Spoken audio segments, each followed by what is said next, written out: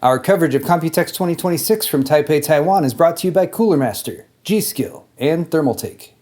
Hello everyone, I am at Gigabyte and it is very loud here, so I'm going to do my best to hold my mic close to my mouth so you can actually hear what I'm saying. But we're going to begin with this thing right here. This is bonkers. Gigabyte wanted to make a motherboard that would function in space. In order to function in space, a motherboard still needs to cool itself off, just like a motherboard would back on Earth. However, in space no one can hear you scream, and also in space there is no airflow to move over the components of the board to wick heat away from them, as the process of convection and conduction usually does. So ASUS tackled that problem, and the result is this, the X870E Aorus Infinity Next. Gigabyte tells me this is the first low Earth orbit grade space technology data center motherboard featuring monster level cooling and low Earth orbit grade power delivery.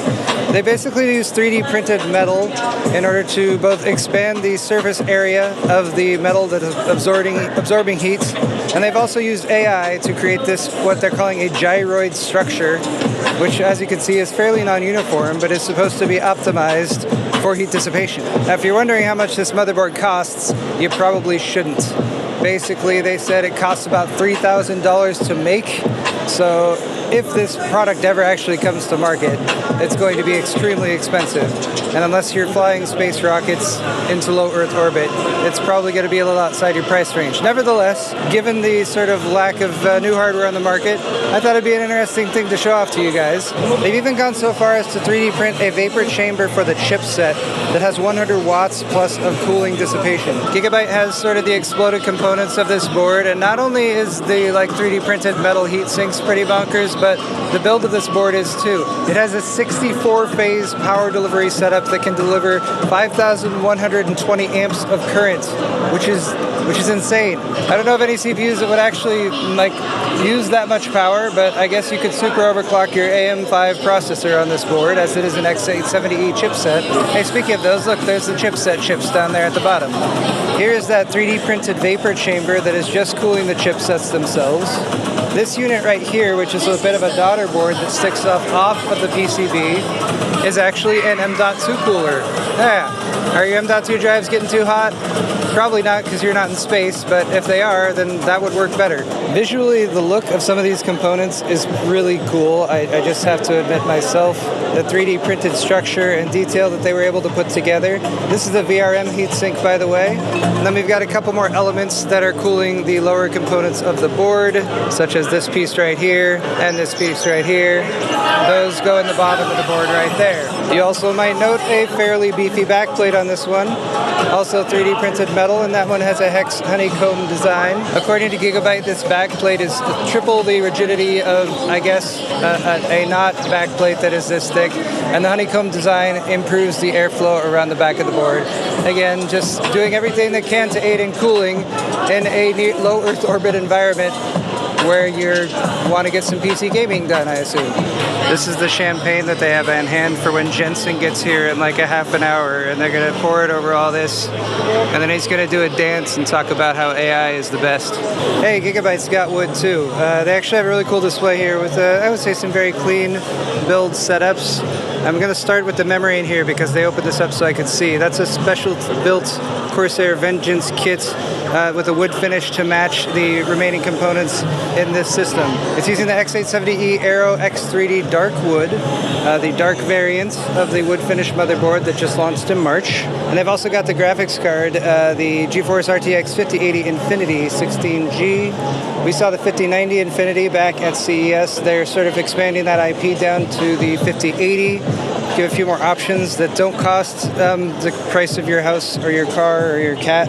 And this is, of course, the Antec Flux Pro Case Noctua Edition that Antec and Noctua make together, which Noctua is greatly benefiting from the current wood theme because their fans already matched. Here's a closer look at the X870E Aero X3D Dark Wood, specially designed with some X3D overclocking features built into the BIOS. A nice dark wood finish there along the side. So if you're looking for maybe a bit more of a classy system build that doesn't rely as much on RGB, I do like the recent trend of making these sort of lower key, more warm finish motherboards that have the wood accents on them. Here we have the Gigabyte Driftwood 9000, which is a piece of wood that they have to decorate the set.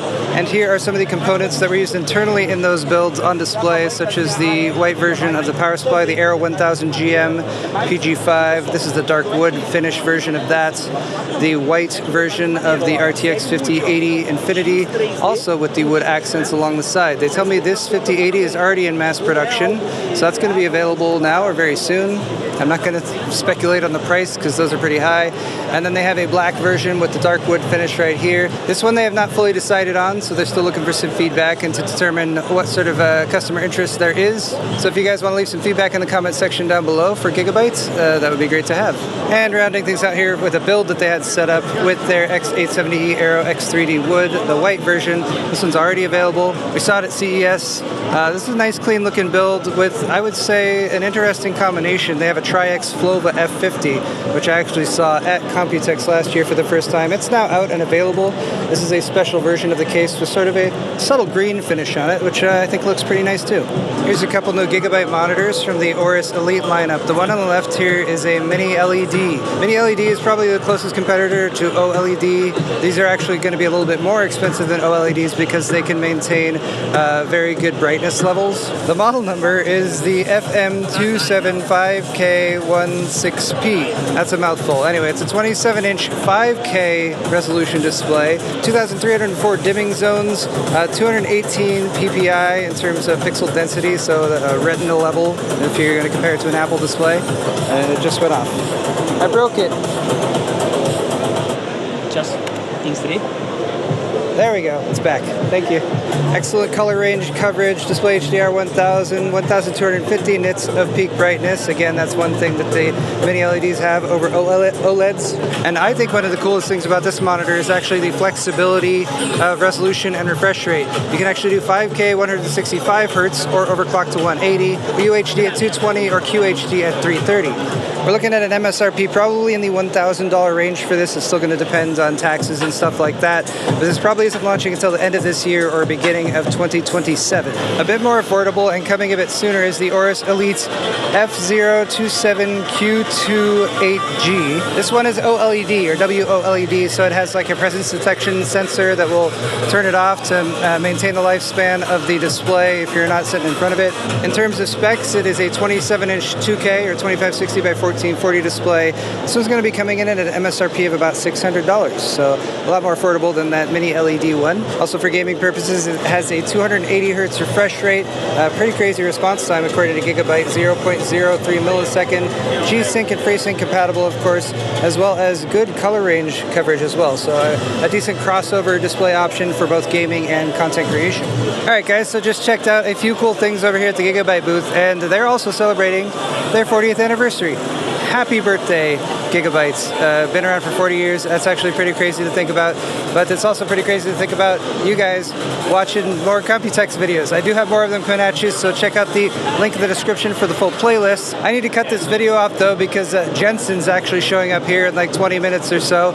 They got some champagne set aside for him. They got some glasses. I don't know what he's going to do. He's probably going to get hammered and then talk about AI for a while or something like that. But a huge thank you to my sponsors for this event, G-Skill, Thermaltake, and Cooler Master. We'll see you all in the next one.